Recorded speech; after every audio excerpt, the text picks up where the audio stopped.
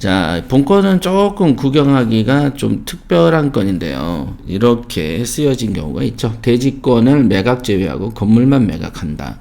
자, 건물만 매각한다라고 한다는 것은 이 토지에 있는 여기에 있는 토지는 판매하지 않는다는 얘기입니다. 그러니까 여러분들이 건물만 사게 되는 경우죠. 그래서 여러분들이 이걸 건물만 샀을 때 어떤 이득이 있는가를 고민을 해봐야 되겠죠. 그 다음에 조사할 때 이 토지에 대한 소유자와의 어떤 직접적인 조사, 이건 필수적이다라고 보여지고요.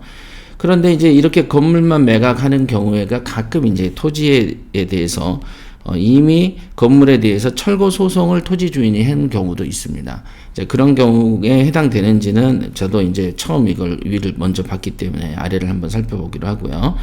일단은 대지권이라는 것은 아파트죠. 아파트는 원래는 아파트 같은 집합 건물은 건물과 토지 지분, 즉 대지권이 동시에 존재하지만은 이런 경우처럼 건물만 매각하고 토지는 별도로 소유자가 다른 경우가 존재한다. 이런 경우는 벌써 이제 보나 안 보나 입찰 안 하면 됩니다. 입찰 안 하면 되는데 어떤 건지 우리는 뭐 사건을 구경이나 해보시죠. 한번 읽어보죠.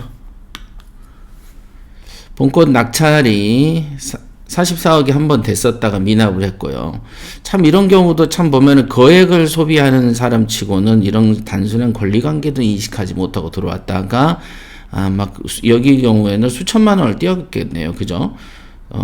그죠? 수천만 원을 띄었겠는데 얼마나 띄었는가 볼까요? 44억이 한번 된 적이 있으니까 위에 그때 당시에 이제 최저가의 10%를 냈겠죠. 여기 보면은 68억이 33억 됐었고요. 혼자서 44억을 썼어요. 그러니까 33억에 10%인 3억 3천만 원을 썼겠죠. 3억 3천.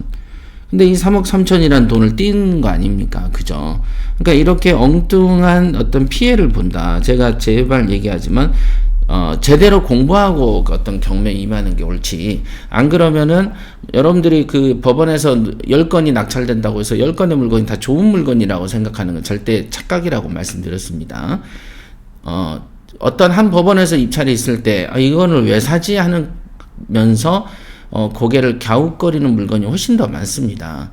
그러나 단지 부동산이 조금씩 오르고 요만큼의 눈에 보이는 어떤 차익이 있다 보니까 망하는 수가 좀 적을 뿐이지 정말로 이게 좋은 거냐라고 보면 좋지 않습니다. 그러니까 좋지 않다 좋다는 것은 뭐냐면 내가 가진 돈의 100%의 위력을 발휘 못하는 케이스죠. 예를 들면 여러분들이 100억이 있는데 수익률이 10%짜리의 어떤 건물을 산 경우와 수익률이 2%의 건물을 사고 똑같이 100억을 녹였다고 생각해 봅시다. 그러면 2%도 은행보다는 2배나 이자가 세니까 좋다라고 할 수 있으나 100억으로 10% 이익을 내는 관점에서 본다면 별 일 없는 거 아니겠습니까? 그래서 투자라는 것은 별로 좋지 않은 물건이 훨씬 많다 이렇게 보시면 되고, 그래서 우리한테는 이제 우량 물건을 보는 눈이 그래서 필요하다고 볼 수 있습니다. 그래서 이 경우는 3억을 떼었네요. 3억을. 그러고 나서 쭉 떨어져서 15억이 된 상태에 해당되겠습니다. 그쵸. 참 아쉽네요. 뭐 1, 2억 같은 거 쉽게 날려버리니까. 자, 여기에서 낙찰가 한번 띄었고요. 다라인동에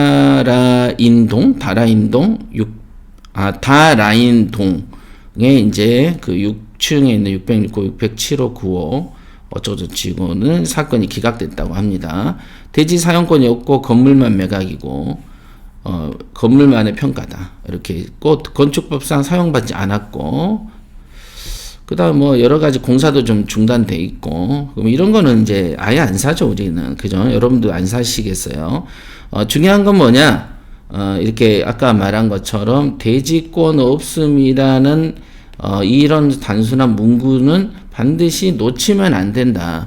그래서 여기 참고사항하고 기타 사항들은 반드시 수시로 반복하셔야 돼요. 그래서 출력도 해야 되지만 출력을 안 하면은 이렇게 계속 즐겨찾기 해놓고 읽어야 됩니다. 이렇게 유치권자들이 사무실로 쓰고 있네요. 54. 그죠?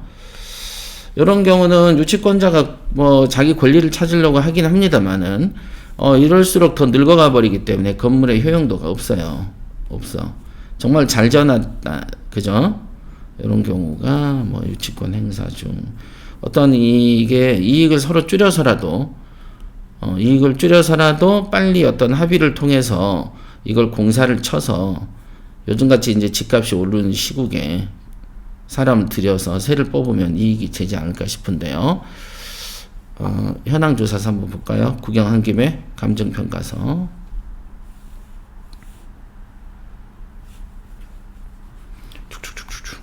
이것도 제일 끝에까지 내리는 게 있나 모르겠네. 아이패드인데요. 설정이.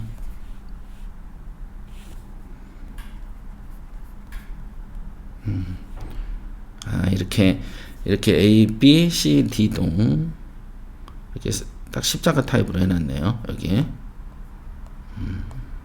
네, 별건 없습니다. 토지 주인이 누구냐? 토지. 이 부분이 좀 궁금한데요. 토지 등기부가 없고 건물 등기부만 있네요. 건물 소유권 보존. 소유권 보존이라는 건 이제 일종의 보존 등기인데 여기 약산 영농 법인이 그 보존 등기를 했어요. 이거는 이제 가압류권자가 보존 인위적으로 등기 촉탁으로 하는 경우인데요. 소유자는 약산 영농 조합법인인가 봅니다. 토지 주인은 관련 번지에 여러분들이 토지 등기를 떼보시면 될 것 같습니다. 자, 대지권, 아파트지만 대지권이 없는 건물만 매각 사건이 존재할 수 있다는 거 기억하세요.